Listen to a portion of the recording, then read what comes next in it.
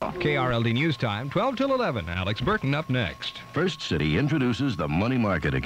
11 till 11 on KRLD. Here's Alex Burton. News time, 9 minutes till 11. The World in 1982, Where We Stand. A 20-part special broadcast sponsored by the American Honda Motor Company. Now, CBS News correspondent Walter Cronkite. The cracks in the Atlantic Alliance deepened in 1982 as America's European partners continued asserting their independence from Washington. The biggest source of trouble, the natural gas pipeline linking the Soviet Union and Western Europe. But other disagreements on matters ranging from steel to disarmament put a further strain on U.S.-European relations. The story after this.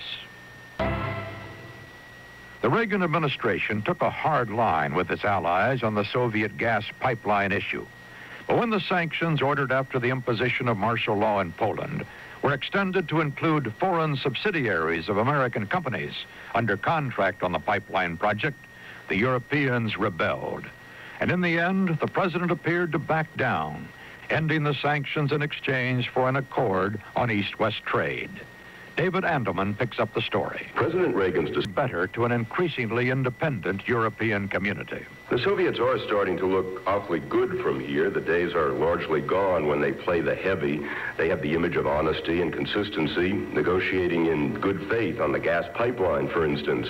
Furthermore, it's the Soviets who are pressing for an end to nuclear weapons and missiles in Europe.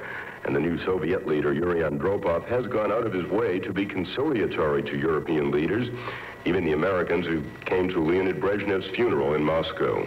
And as the threat from the East appears to diminish, it will become increasingly difficult to convince the alliance to march to the tune being orchestrated in Washington.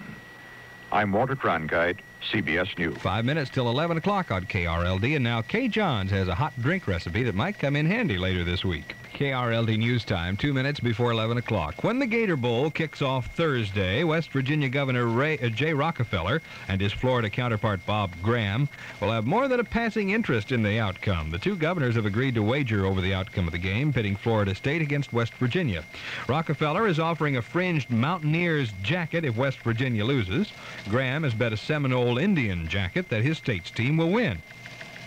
Not the first such bet for Graham. Last fall, he bet a box of Florida mangoes on the Miami-Mississippi State game. After Mississippi State won, Graham discovered that mangoes in his state were out of season. He had to send oranges instead. All news all day. This is KRLD News Radio 1080. I'm Brad Barton. Less than a minute before 11 o'clock. The high temperature yesterday, 48. After an overnight low of 36. Record high for this date set back in 21. 81 degrees. Record low set in 1924. 11 degrees. Those records are safe, but the weather will be changing late in the week. Here's the AccuWeather forecast. Mostly fair, windy, and cool today. Clear and cold with a hard freeze tonight. Fair and cool tomorrow, and it'll be windy as well. Then turning cloudy with a chance of freezing rain or snow on Thursday and maybe Friday. High temperature today in the mid to upper 40s. Low tonight, middle 20s. High tomorrow in the middle 40s, and the high on Thursday only in the mid 30s. Winds out of the northwest, 10 to 20 miles per hour today, tapering off tonight. 38 at the airport, 40 at KRLD on Carpenter Freeway. You're listening to News Radio 1080, broadcasting the Cotton Bowl, SMU against Pittsburgh, New Year's Day at 12:30, right here on the sports leader, KRLD Dallas. It's 11 o'clock. CBS News, I'm Dallas Townsend. White House sources confirm that Transportation Secretary Drew Lewis